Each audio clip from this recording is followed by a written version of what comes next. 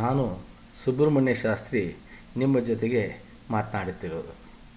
ಎಷ್ಟೋ ಸಾರಿ ಪ್ರಕೃತಿಯಲ್ಲಿ ಇರುವಂತಹ ವಿಚಿತ್ರಗಳನ್ನು ನೋಡಿ ಇದು ಹೀಗಿರಬಾರ್ದಿತ್ತು, ಹಾಗಿದ್ದರೆ ಸರಿಯಾಗಿತ್ತು, ಇದೆಂಥ ಅನ್ಯಾಯ ಅಂತ ಅನಿಸೋದು ಉಂಟು.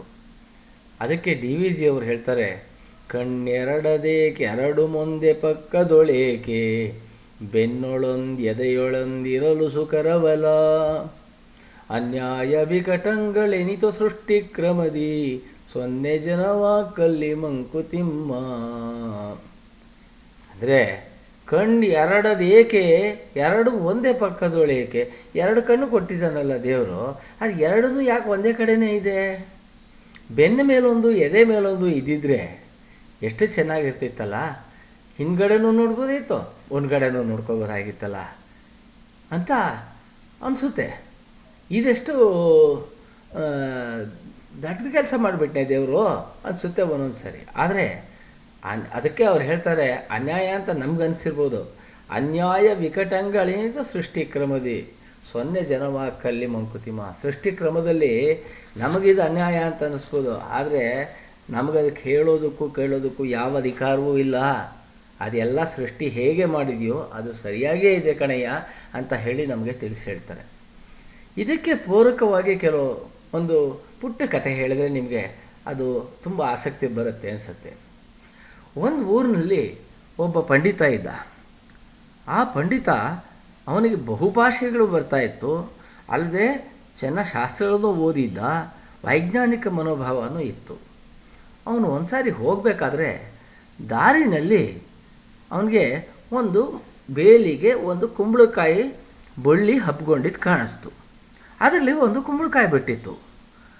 ಆಗ ಅವನು ನೋಡಿದಾಗ ಅನ್ನಿಸ್ತು, ಅಲ್ಲೇ ದೂರದಲ್ಲಿ ಇನ್ನೊಂದು ನೇರಳೆ ಮರ ಇತ್ತು. ಆ ನೇರಳೆ ಮರದಲ್ಲಿ ಹಣ್ಣುಗಳೆಲ್ಲದೂ ಸಹ ತುಂಬಿಕೊಂಡಿತ್ತು. ಅದೆಲ್ಲ ನೋಡಿದ್ರೆ ಪುಟ್ಟ ಪುಟ್ಟ ಕಾಣಿಸ್ತಿತ್ತು. ಆದರೆ ಈ ಬಳ್ಳಿಗೆ ಅಷ್ಟು ದಪ್ಪ ಕುಂಬಳಕಾಯಿ. ಆಗ ಅನ್ನಿಸ್ತವನಿಗೆ, ಇದು ಏನು ಅನ್ಯಾಯ, ಇದಕ್ಕೆ ಏನು ಅರ್ಥ? ಅಲ್ಲ, ಆ ಕುಂಬಳಕಾಯಿ ಭಾರ ತಡಿಲಾರ್ದಂಥದ್ದು ಈ ಬಳ್ಳಿಗೇನೆ ನೆಲದ ಆಶ್ರಯ ಬೇಕಾಗಿದೆ, ಗಿಡದ ಆಶ್ರಯ ಬೇಕಾಗಿದೆ. ಅಂಥದಕ್ಕೆ ಹೋಗಿ ದೊಡ್ಡ ಕುಂಬಳಕಾಯಿ ಬಿಡೋ ಹೋಗಿ ಮಾಡಿದ್ದಾನೆ. ಅದೇ ಆ ಮರ ಅಷ್ಟು ಶಕ್ತಿ ಇದೆ, ಅದಕ್ಕೆ ಪುಟ್ಟದೆಲ್ಲದನ್ನು ಈ ಹಣ್ಣುಗಳು, ಈ ನೇರಳೆ ಹಣ್ಣು ಬಿಡೋಂಗೆ ಮಾಡಿದಾನಲ್ಲ, ಅದ್ರ ಬದಲು ಕುಂಬಳಕಾಯಿನ ಆ ನೇರಳೆ ಮರದ ಹಂಗಿದ್ದ ಜಾಗದಲ್ಲಿ ಬಿಡೋಂಗೆ ಮಾಡಿ ಇದನ್ನು ಈ ಬಳ್ಳಿಗೆ ನೇರಳೆ ಹಣ್ಣಿನ ಥರ ಸಣ್ಣ ಹಣ್ಣು ಮಾಡ್ಬೋದಾಗಿತ್ತಲ್ಲ. ಏನು ಅನ್ಯಾಯ ಇದು ಸೃಷ್ಟಿನಲ್ಲಿ ಅಂತ ಅನ್ನಿಸ್ತು. ಹಾಗೆ ಅಂದ್ಕೊಂಡು ಮುಂದೆ ಹೋಗ್ತಾ ಇದ್ದಾಗ ಅದೇ ನೇರಳೆ ಮರದ ಕೆಳಗೆ ಬಂದ. ತಪ್ಪನೇ ಕೂಡಲೇ ಅಲ್ಲಿಂದ ಒಂದು ನೇರಳೆ ಹಣ್ಣು ಅವನ ತಲೆ ಮೇಲೆ ಬಿತ್ತು. ಆಗ ಅಂದ, ಅಯ್ಯೋಯ್ಯೋ ದೇವ್ರೆ, ಹೀಗೇನಾದರೂ ಒಂದು ವೇಳೆ ಕುಂಬಳಕಾಯಿಯೇ ನನ್ನ ತಲೆ ಮೇಲೆ ಬಿದ್ದಿದ್ರೆ ನನ್ನ ಗತಿ ಏನು? ಸದ್ಯ ದೇವ್ರು ಮಾಡಿದ್ದೆಲ್ಲ ಸರಿಯೇ ಇದೆ ಅಂತ ಅಂದ್ಕೊಂಡು ಹೋದಂತೆ. ಹಾಗೆ ನಾವು ಎಷ್ಟೋ ಸಾರಿ ಸೃಷ್ಟಿ ಬಗ್ಗೆ ಏನೇನೋ ಕಲ್ಪನೆಗಳಿಟ್ಕೊಂಡಿರ್ತೀವಿ, ಸರಿಯೋ ತಪ್ಪೋ ಅಂತ.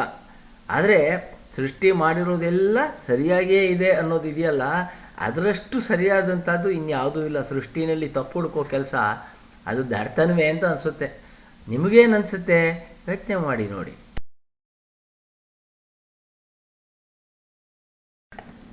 ಇಷ್ಟು ಸಮಯ ನಿರ್ಮಲ ಮನಸ್ಸಿನಿಂದ ಆಲಿಸಿದ ನಿಮಗೆ ನನ್ನ ಧನ್ಯವಾದಗಳು. M R Subrahmanya Shastri.